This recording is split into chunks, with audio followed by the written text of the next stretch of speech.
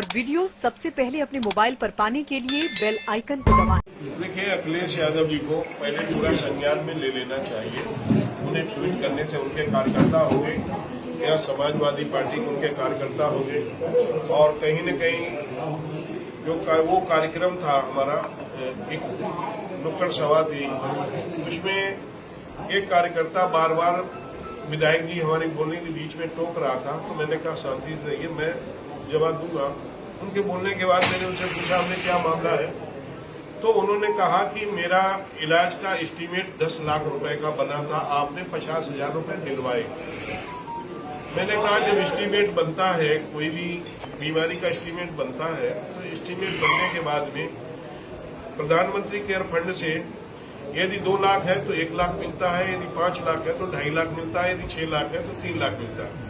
यदि 3 लाख से ऊपर प्रधानमंत्री केयर फंड से कोई पैसा आज तक नहीं मिला है, तो इसलिए मैंने कहा कि आपको 50,000 मिला, आपको इलाज की और आवश्यकता थी, तो आपको दूसरा एस्टीमेट बना के हमें देना चाहिए, मैं आपको और पैसा दिलवाता।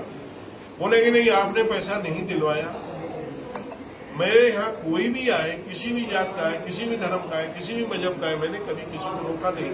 और अगला 50,000 रुपए लेने के बाद कह रहा कि साहब आपने पैसा दिलवाया नहीं। जब मैं तो रिकमेंड करा, उसमें लिखा है साफ साफ 2019 का केस 2024 में उठा रहा, तो कहीं न कहीं वो षड्यंत्र में कहीं न कहीं समाजवादी पार्टी या किसी न किसी के षड्यंत्र में वो ये बात बोल रहा था, और वो तो नहीं दिखाया। मैंने उसे यही कहा, भैया वोट देना ना देना, लेकिन कम से कम झूठ तो मत बोलो। इसके अलावा तो मैंने कुछ कहा नहीं। मैं तो ये भी नहीं कहा, मैंने ये कहा झूठ मत बोलो, कम से कम वोट देना ना देना अलग बात, आपको अच्छा नहीं लग रहा है, सांसद ने अच्छा काम नहीं किया, लेकिन वोट मत देना। लेकिन झूठे आरोप तो मत लगाओ।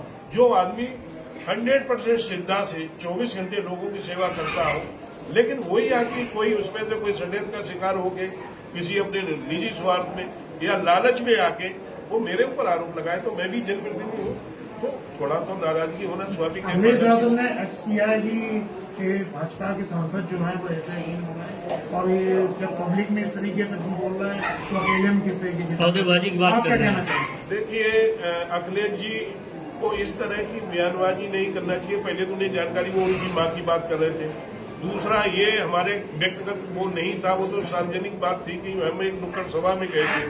2019 का केस 2024 का क्या उचित है।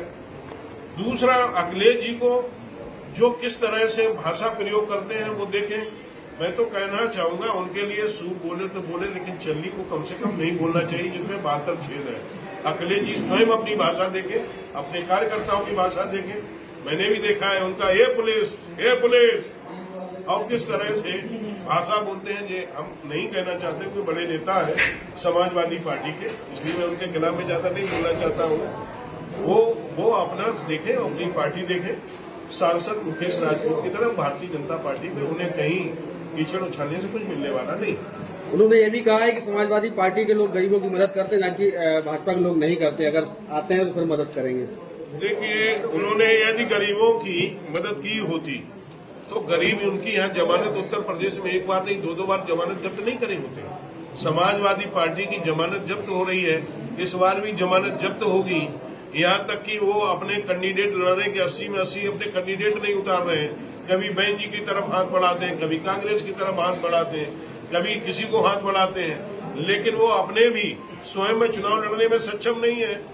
तो मुझे लगता है कि कहीं पर भी समाजवादी पार्टी ने गरीबों का कल्याण किया होता तो गरीब उन्हें अपने सर आंखों पर बैठाए होती।